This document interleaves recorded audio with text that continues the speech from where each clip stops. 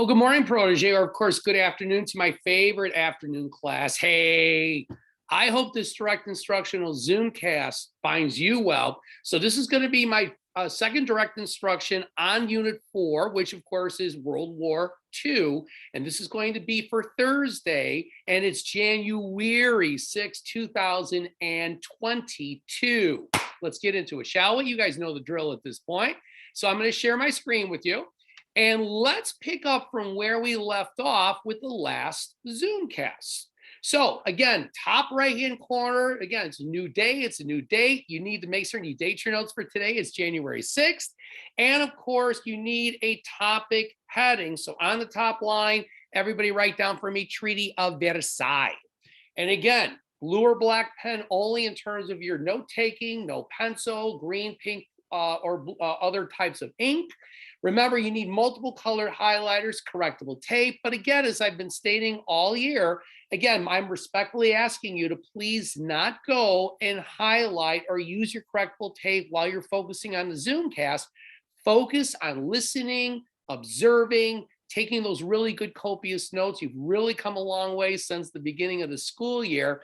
And again, focus on that. And then once the Zoomcast is over, then focus on cleaning up your ISN with your correctable tape and of course highlighting your notes. All right, so to recap again, you got the big four: David Lloyd George, Prime Minister of Great Britain; Vittorio Orlando, the leader or Prime Minister of Italy; George Clemenceau, the Prime Minister of France; and of course Woodrow Wilson, President of the United States of America.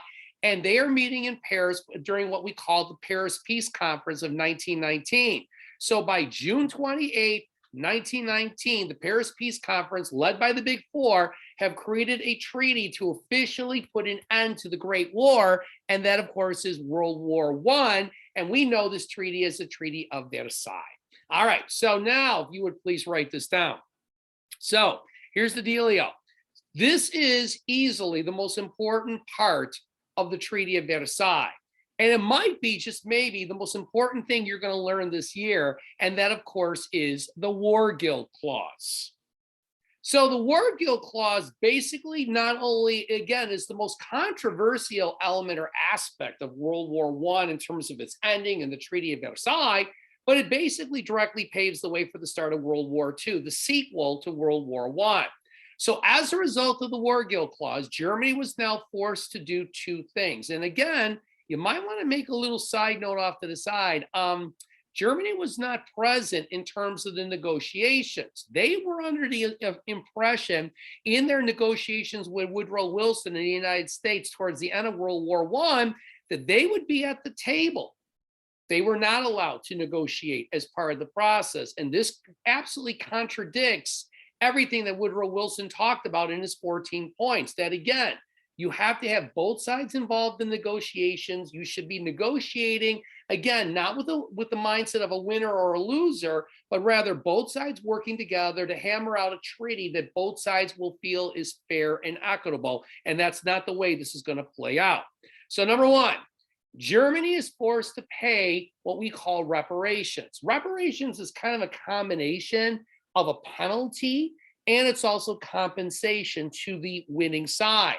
So Germany has to pay the Allies, and this is going to primarily be the Brits and the French, $33 billion in reparations. So if you break that down into today's currency, that would be 527,597,514,000, again, $450, excuse me, and 87 cents. If you break it down, taking into account inflation in 2021, so the $33 billion is actually closer to almost $530 billion. And keep in mind, Germany does not have this money. They also need to do some serious rebuilding of their economy as a result of the aftermath of World War I. So this is going to have a huge impact on Germany. But also, number two, it's not only the fact that the Germans have to pay the $33 billion in reparations, or the $527 billion, almost $600 million, $514,454.87 that they have to pay the Allies. But also Germany had to accept sole blame for the start of World War I. And keep in mind, and this is again a great example where I would draw a line off to the side. You guys are doing an awesome job with the main notes, but you have to be clarifying and adding oral notes too. Some of you are doing a phenomenal job, and I always make a point to leave you a little post-it note to commend you. But some of you are simply not writing down what you need to. You need to be providing more information at this juncture of the year. So keep in mind that Germany is going to be very resentful about this, because when you look at the causes of World War I, nationalism, imperialism, militarism, and the system of alliances, Germany wasn't the only one guilty of it. All the major countries were guilty, and yet Germany's being singled out. So you add these 2 points together, Germany is going to end up being in a really, really bad place. So what are some of the problems that were caused by the War Guild Clause? Well, where do we start? I would go backwards. Number one, again, draw a line off to the side. Bad negative emotions. That's first of all. Germany is going to now experience a lot of anger and resentment. Why are we being singled out for starting World War I when everybody played a role in the 4 factors? This is not like World War II when Hitler invaded my ancestral homeland of Poland. No, Germany started World War II. World War I is a different story, and that's hard sometimes for students and people to understand that it's a different animal when you study World War I compared to World War II. So the anger, the resentment, the revenge, and then again paying all this money, this is going to have a significant impact on Germany's economy going forward and trying to rebuild from the carnage of the Great War. All right. So I want everybody to skip a full page. I want you to go to the right side of the next clean sheet of paper. Make sure that you date your notes again for today. It's January 6, 2022. And I want you to write down for me guide questions, Paris Peace Conference and the Treaty of Versailles. So I found this video several years ago that I downloaded and uploaded into, of course, my PowerPoint. Does a wonderful job of really tying together the Paris Peace Conference and then ultimately the treaty that ended World War I, and that's the Treaty of Versailles. So again, I'm going to go through these guide questions fairly quickly because I know you guys do a really good job of pausing the Zoomcast to afford yourself the opportunity of getting caught up. All right, so let me move this up for you. All right, number one. So I'd like to know, based on this video clip, how many nations attended the Paris Peace Conference of 1919? And then the second part of this question, which countries were the most important? Number two, what was France's view on what should happen to Germany as a result of the Paris Peace Conference? And remember, Germany was not invited, even though they were given the impression when they agreed to the armistice on November 11th, 1918, they'd be at the table like everybody else. Think about that. That's, again, you're already setting the wheels into motion for a lot of bad negative emotions. Number three, what was Woodrow Wilson's view about what should happen to Germany now that the war has officially ended? What was America's view, next guide question, about the Treaty of Versailles itself?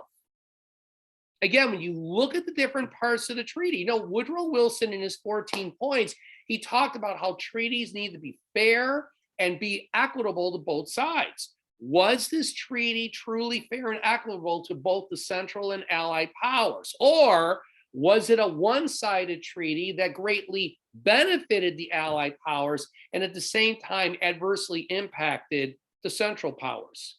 You tell me. Next guide question. What was David Lloyd George's view about Germany? And what did he fear? Now, again, the Brits have some pretty strong emotions about Germany and, again, the destruction and the death that they caused in terms of the loss of life of British soldiers. But remember, David Lloyd George also was an eye to the future. And what did he fear might happen in Germany if you excessively punish Germany way too much, which seemed to be the direction that the French were really going?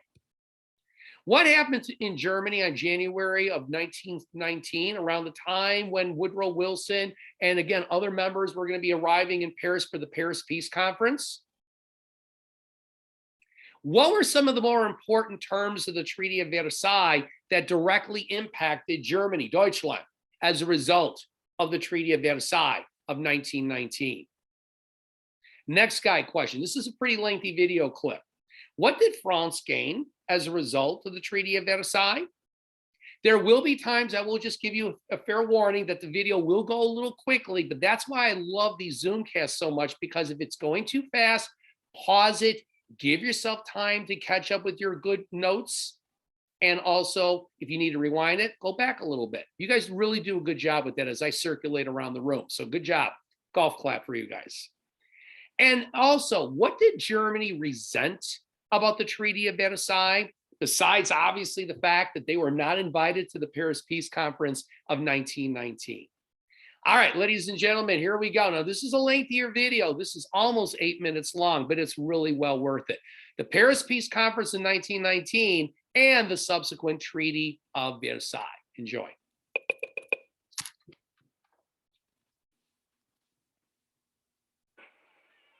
The Great War was over. On the 11th of November 1918, an armistice had been signed. In Britain and France, the survivors celebrated victory, the return of peace, and the end of bloodshed.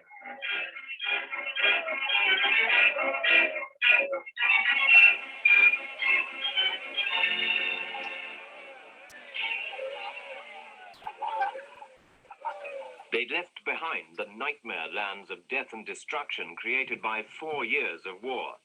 The cost of those years was almost beyond imagination, but somehow, somewhere, that cost would have to be counted. And the defeated would have to pay the price of peace.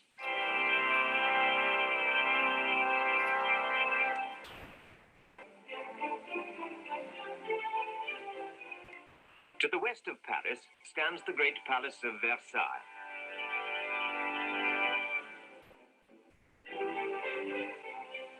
It was here that the peace treaty with Germany would eventually be signed.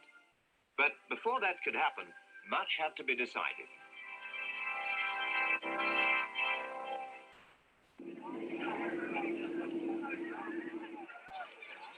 In January 1919, 2 months after the armistice, the delegates of the victorious powers arrived in Paris for the peace conference to draw up the terms to be offered to the defeated countries. In all, the representatives of 27 nations attended that conference.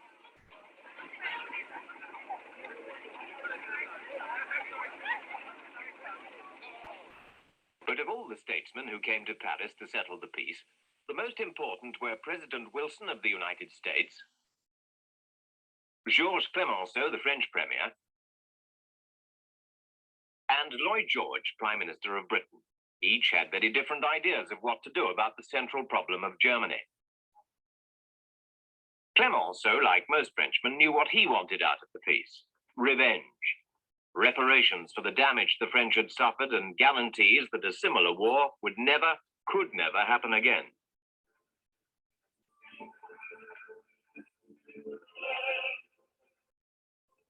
The idea that Germany should be let off lightly would have seemed sheer madness to Frenchmen who'd seen the effects of the German war machine on their own country. In order that scenes like this could never happen again, they wanted a Germany stripped of her wealth and armed forces.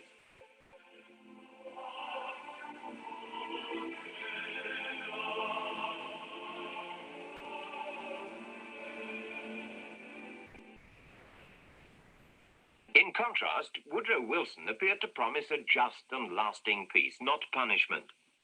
Europe acclaimed him as the great and good man from the New World.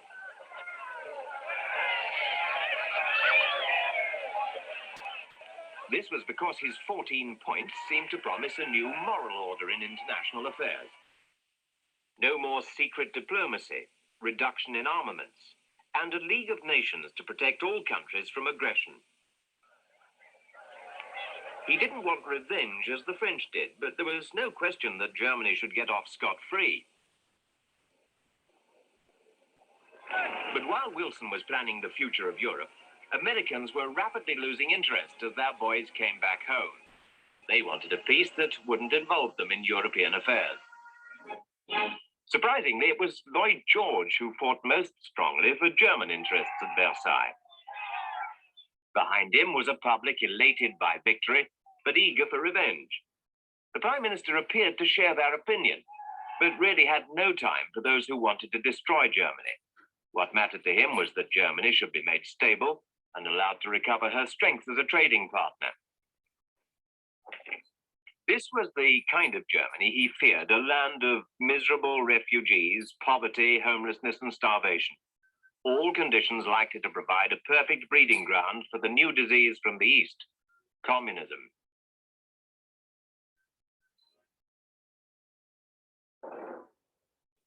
In Berlin, his fears had already been realized. A communist revolt had broken out there in early January. While the leaders tried to rouse the mass of the people, armed communists occupied key public buildings.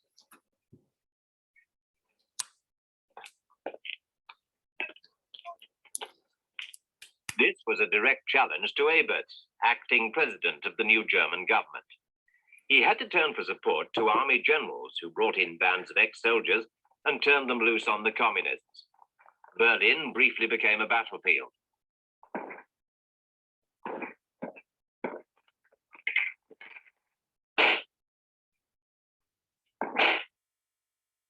Within a week, the revolt was crushed.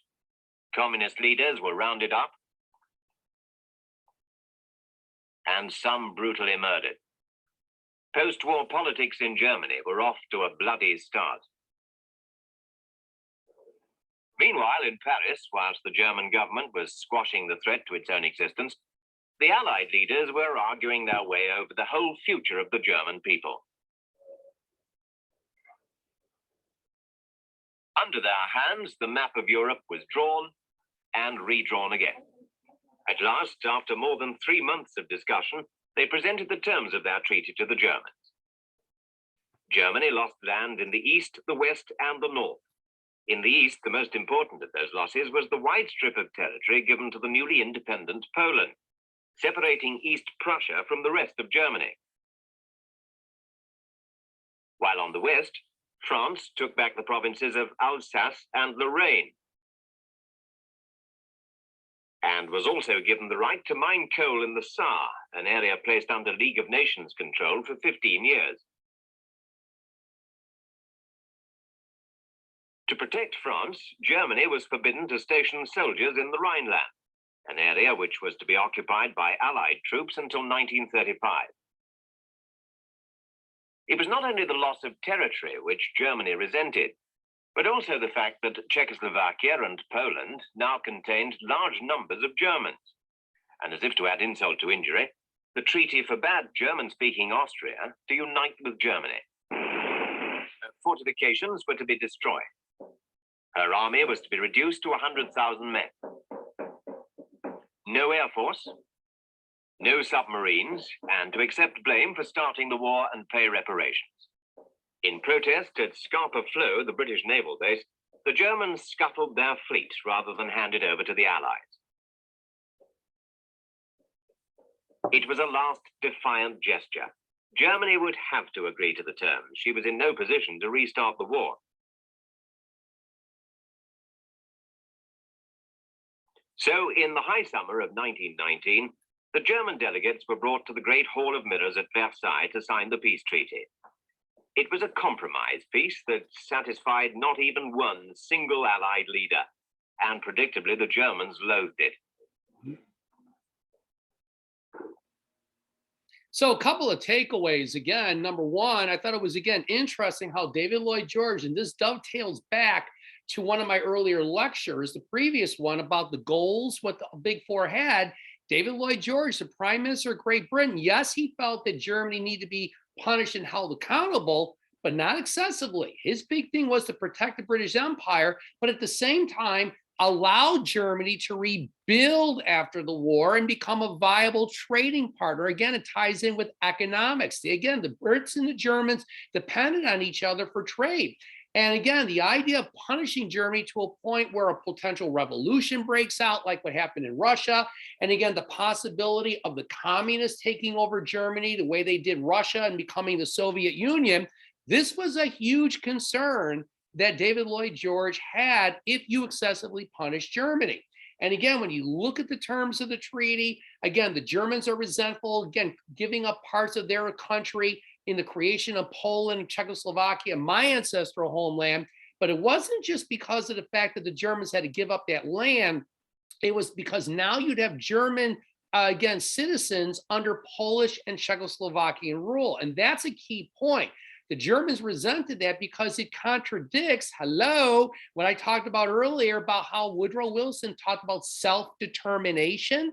And that's what the Germans were saying, is that you are not allowing us to determine whom we wish to live with. If you're German, you want to live with people who are of German ancestry, share something in common, language, culture.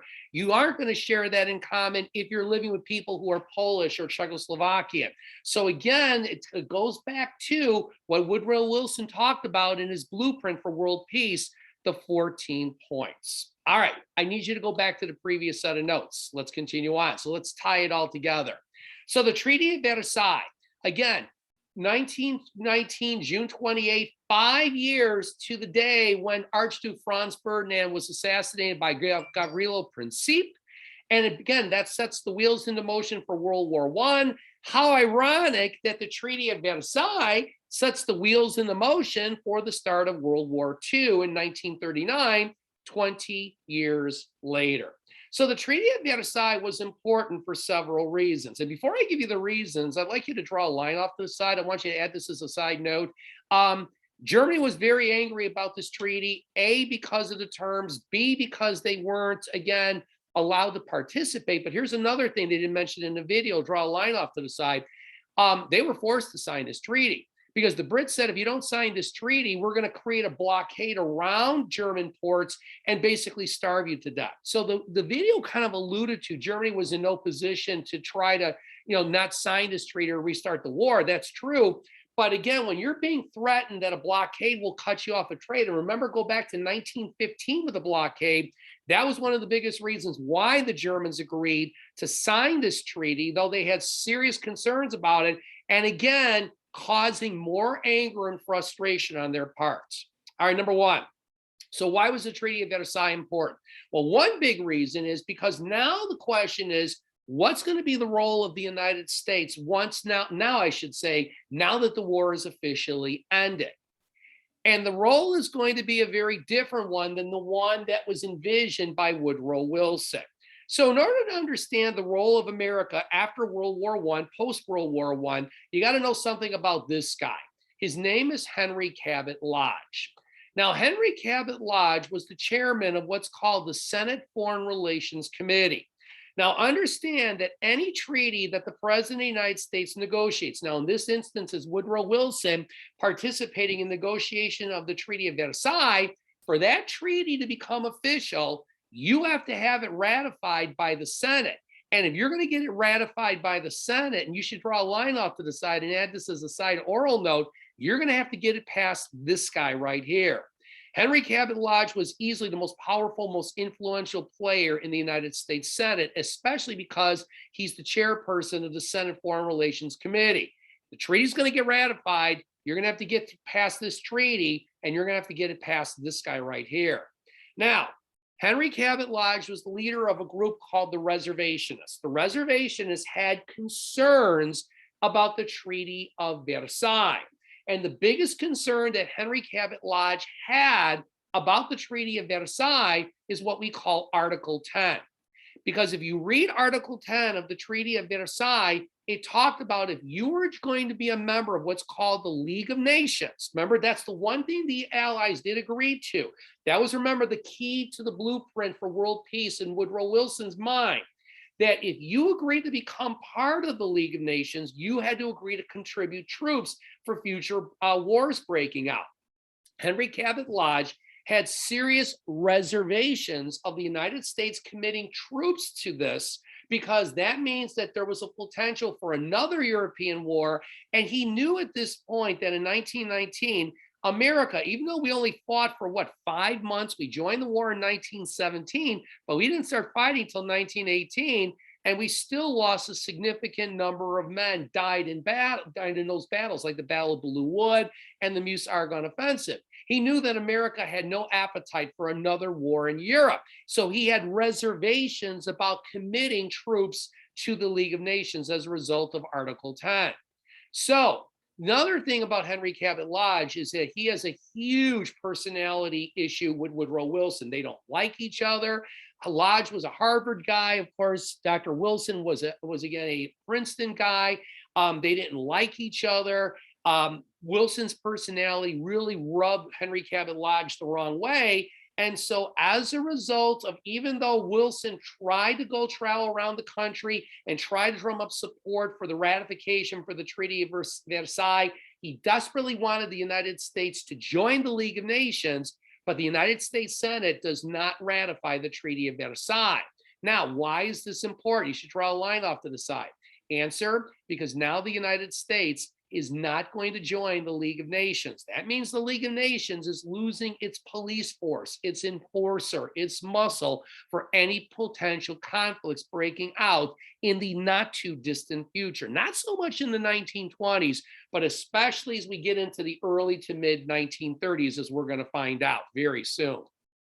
Number two. So let's talk about another reason why the Treaty of Versailles was important, and that's the impact of the War Guilt Clause. I go back again to the fact that the Germans had to accept full sole responsibility for the start of the war, even though when you look at the four factors, everybody was guilty of it. Don't compare World War I with World War II. World War II, when the Nazis invaded my ancestral homeland of Poland, it was very obvious that Germany, I should say Nazi Germany, started World War II. World War I is a different animal. It's not black or white, it's gray, okay?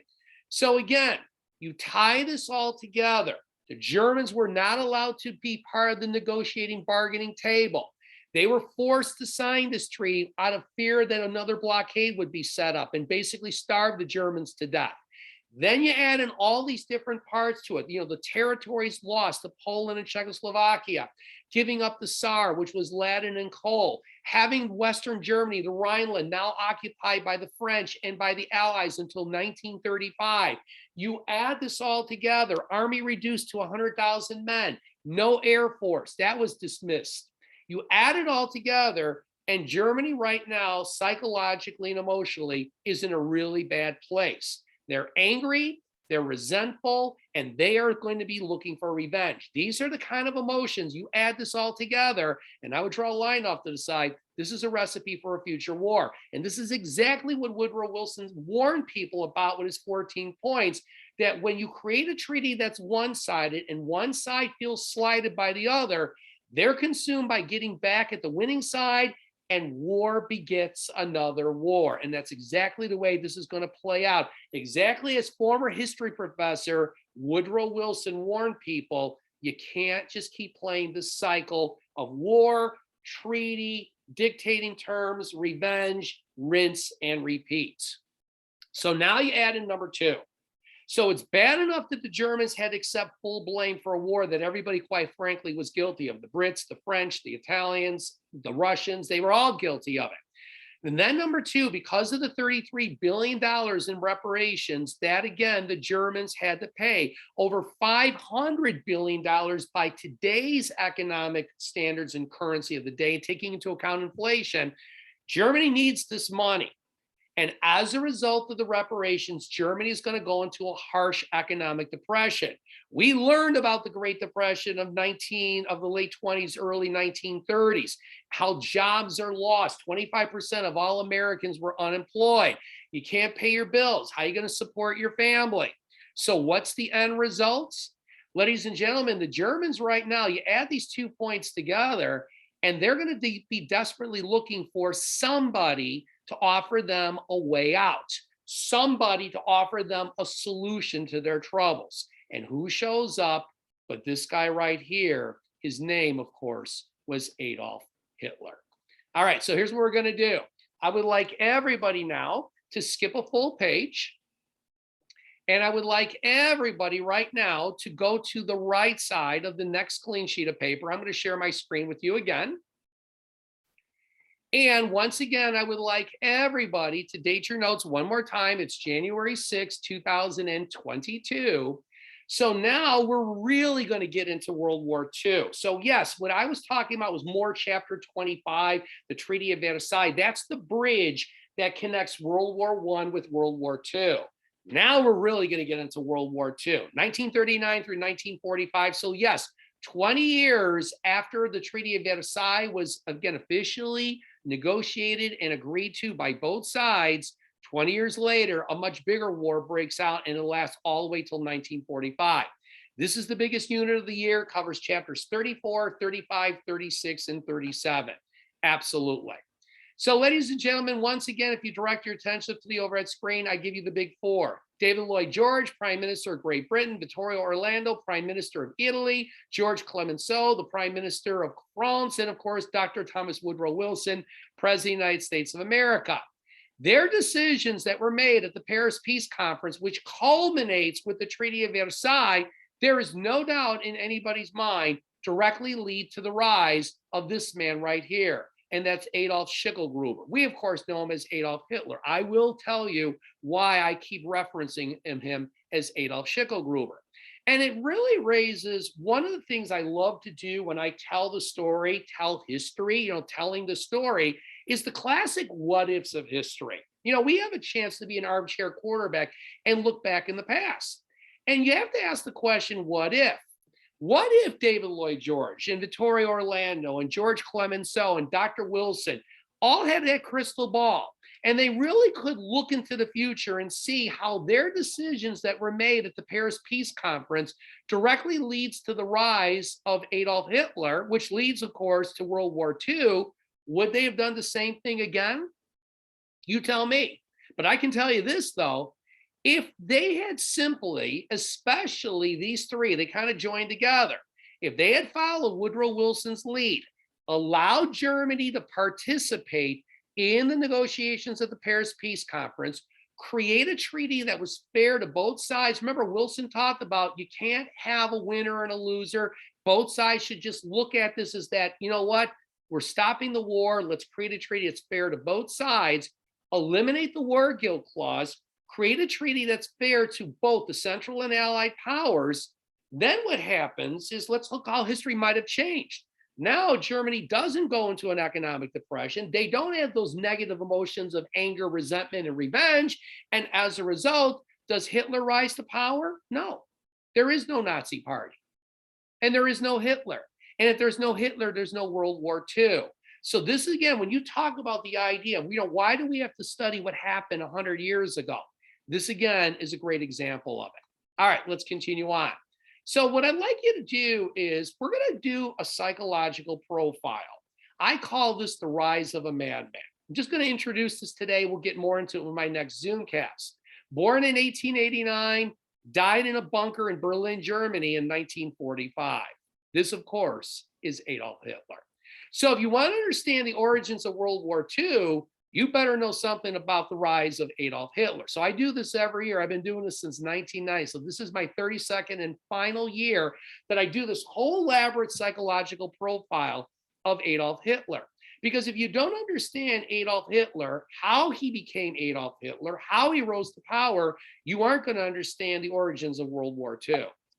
All right, so here we go. Number one. So Adolf Hitler was born in a village called Braunau, which is in the country of Austria. Now you have to ask the question, so why is Mr. Bonk mentioning this right off the bat? I'm going to get there in a second. So if you direct your attention to the overhead screen, this is a map of Austria. Here's Deutschland, Germany right here. And here's Braunau, located in the northwestern side of Austria itself. So it's right on the border of Germany. So Austria, again, they speak German, but culturally, Austrians are different than being Germans. But because of its close proximity to Germany, we suspect that that's why Hitler developed a strong affiliation, if you will, an affection, a desire to move to Germany eventually down the road someday. But there's a connection there. You wonder if he had grown up more in the central part of Austria, would he have had such strong pro-German feelings? We're just speculating at this point. But here's the biggest point I want to emphasize, draw a line off to the side. Hitler is not German. He speaks German, but he's a foreigner. He is a foreigner that's going to eventually relocate from Braunau, Austria, and is going to relocate to Germany and eventually take over this country. It would be just the same as if somebody was born in the United States and decided to move to Canada and then became the leader of Canada and then the dictator of Canada. Think about that for a moment. So if you direct your attention to the overhead screen, this is a photograph of a little baby. I want you to take a good look at this baby. Anything unusual about this baby? I don't see anything. Looks like a typical normal baby. You know who this baby is? Why don't you draw a line off to the side? Speculate for me. I'm going to continue on. So that baby grows up to be a monster. And that monster, of course, is Adolf Hitler. But the question, again, that always seems to arise is, was Hitler born evil? No, I don't believe that. I don't think any objective historian believes that a baby is born to become a monster. Something had to happen. Something had to trigger Adolf Hitler eventually becoming this monster that not only rebuilt Germany and embraced Nazism and fascism, but the person who single-handedly started the worst recorded war in human history, and that's World War II. So we have to get to the bottom of this. How does this baby grow up to become a monster? And that's what we're going to be investigating over the next couple of Zoomcasts. So in addition, Adolf Hitler was born to a middle-class family. So my point I'm making here, and I would draw a line off to the side. So are there any red flags initially about Hitler growing up? No. He grows up in a country that's not Germany. He speaks German, but he's Austrian. Family was not super rich like the Roosevelts, was not born into poverty. So at this point, we don't see any red flags whatsoever in terms of Hitler, again, his very, very young days growing up. However, this is where the story starts to take a really ominous turn. And when you look psychologically and do a profile of Adolf Hitler, you have to really look very carefully at his relationship with his parents, because this is really where it all starts. So you have to go back to his relationship with his father. And his father was Alois Hitler. Alois Hitler was born in 1837, died in 1903. So in 1837, you have, of course, Martin Van Buren was our 8th president of the United States. 1903, Theodore Roosevelt, of course, was our 26th president. So if you direct your attention to the overhead screen, take a good look at this photograph of Alois Hitler. And I want you to do me a favor, draw a line off to the side. I want you to describe for me, just based on this photograph, what's your initial impression of Alois Hitler? Based just on this photograph. I haven't told you anything about him yet, but take about 30 seconds, 30 to 60 seconds. And I want you to describe for me, just based on this photograph, what type of a person, and more importantly, what type of a parent was Alois Hitler? Just speculating in terms of his relationship with his son. Because if you want to look for a warning sign of how Adolf Hitler became Adolf Hitler, in my humble opinion, it all starts with Alois Hitler. But that's another story for another time. So at this point, I'm going to stop my Zoomcast here. And my next Zoomcast, I'm going to talk more about Alois Hitler and how he absolutely molded and shaped and established the foundation of Adolf Hitler becoming Adolf Hitler. And I'm going to also talk about Adolf Hitler's relationship with his mother, both of whom absolutely, again, psychologically speaking, molded and shaped the man, the monster that Adolf Hitler becomes. That's why I say again and again, the most important job anybody has is to be a good parent. And again, I'll even make a comparison about Adolf Hitler's childhood as compared to Franklin Roosevelt's childhood. So at this point, I want you guys to do me a favor. I want you to take your correctable tape and clean up anything you crossed out or traced over in your ISN. In addition, I would like everybody to take out multiple colored highlighters, and I want you to go through and highlight your notes. Tip of the tip, focus on those words you can visualize in your mind, the persons, places, and things. Remember, highlighting is so critical because it's a form of studying. It's a natural way to study. Then take your ISN, take 10 to 15 minutes, go through your notes. Look over again the War Guild Clause, how it greatly basically impacts Germany and paves the way for Hitler's rise to power. The importance of the Treaty of Versailles and how what happened at the Treaty of Versailles basically paves the way and molds and shapes for the rise of Adolf Hitler. If it's not for the War Guilt Clause in the Treaty of Versailles, the classic what if that treaty had been, again, a lot more equitable and fair towards Germany, that we would not be talking about Adolf Hitler, because there never would have been an Adolf Hitler who would have risen to power in Germany and then taking over Germany, introducing Nazism and fascism to the German people, and single-handedly starting the worst war in recorded history. And again, talking about the early years of Adolf Hitler's life. So again, I hope you enjoyed today's Zoomcast as much as I've enjoyed teaching you the story of how World War I directly leads to the beginning of World War II. So as I always like to say, as I wrap up one of my Zoomcasts, the story may have ended today, but you better believe the saga will continue tomorrow. And the rest, as we say, everyone, is history. Peace out, everybody. Thank you so much. And as always, please be well.